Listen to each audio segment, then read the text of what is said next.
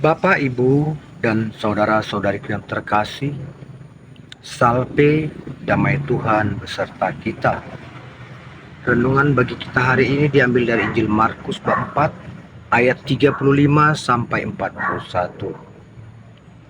Saudara-saudariku yang terkasih, saat itu Yesus mengajak murid-muridnya untuk bertolak ke seberang dengan perahu.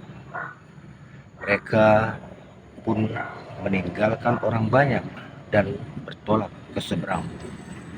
Tapi di tengah danau terjadi angin ribut dan menyebabkan ombak yang besar. Para murid sudah menjadi ketakutan sebab air sudah mulai masuk ke dalam perahu mereka. Karena rasa takut yang mendalam, para murid pun membangunkan Yesus yang sedang tidur di atas tilam di buritan. Mereka berkata, "Guru, apakah engkau tidak peduli kalau kita binasa?" Dan Yesus pun bangun, menghardik angin dan berkata kepada danau, "Tenanglah." Dan seketika angin ribut pun menjadi tenang, danau menjadi sangat teduh. Dan Yesus berkata kepada mereka, "Mengapa kalian tidak percaya?" Kejadian ini membuat para murid menjadi sangat ketakutan. Di antara mereka saling bertanya, siapa dia? Sehingga danau pun taat kepadanya. Nah, saudara-saudari yang terkasih, bila orang yang taat masih masuk akal, karena manusia punya mata dan telinga, punya rasa takut. Tapi danau yang taat, patuh, ini adalah suatu hal yang aneh, yang janggal. Ini membuat pertanyaan besar di dalam hati para murid. Saudara-saudara yang terkasih dalam Kristus, saat itu mereka sedang bersama-sama dengan Yesus. Tapi para murid ketakutan. Ini menjadi suatu kekecewaan bagi Yesus. Mengapa para murid yang sedang bersama-sama dengan Dia masih punya rasa takut dan cemas? Ini salah satu bukti bahwa kebersamaan itu bukan jaminan bahwa mereka sungguh-sungguh percaya dan sungguh-sungguh mengimani Yesus adalah Allah. Jika mereka sungguh-sungguh percaya dan mengimani, mereka tidak perlu takut.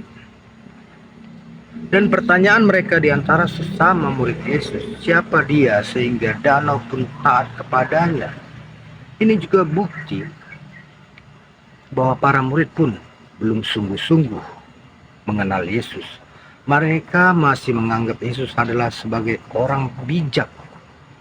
Sebatas orang bijak, maka mereka menyebut guru, namun belum mengimani bahwa Yesus adalah Allah, Tuhan, yang punya kuasa.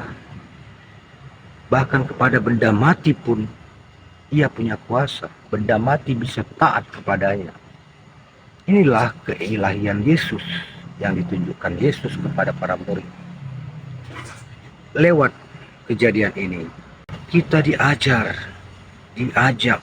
untuk sungguh-sungguh percaya bahwa Yesus itu sungguh-sungguh Allah. Kuasanya tak terbatas.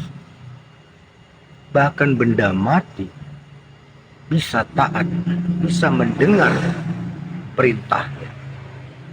Danau bisa taat kepadanya. Nah, saudara-saudara yang terkasih, buanglah keraguan yang selama ini masih ada dalam hati kita. Kita mungkin sama seperti murid Yesus yang telah bersama-sama dengan Yesus, telah dibaptis menjadi murid-murid Yesus. Tapi sesungguhnya kita belum mengimani bahwa Yesus sungguh-sungguh Allah yang punya kuasa membalikkan suatu keadaan, mengubah suatu situasi hanya dalam satu perintah, hanya dalam satu kehendak. Tak ada satupun di dunia ini yang bisa menolak kehendak. Kita pun dalam kehidupan kita, mungkin kita mengalami suatu problem hidup yang berat. Tapi apakah saat kita mengalami problem hidup yang berat itu kita datang kepada Yesus atau kita mencari jalan-jalan lain? Bila kita masih mencari jalan lain untuk solusi dari permasalahan kita, artinya kita tidak beda dengan orang yang belum mengenal Yesus adalah Allah, masih sebatas mengenal Yesus sebagai guru saja.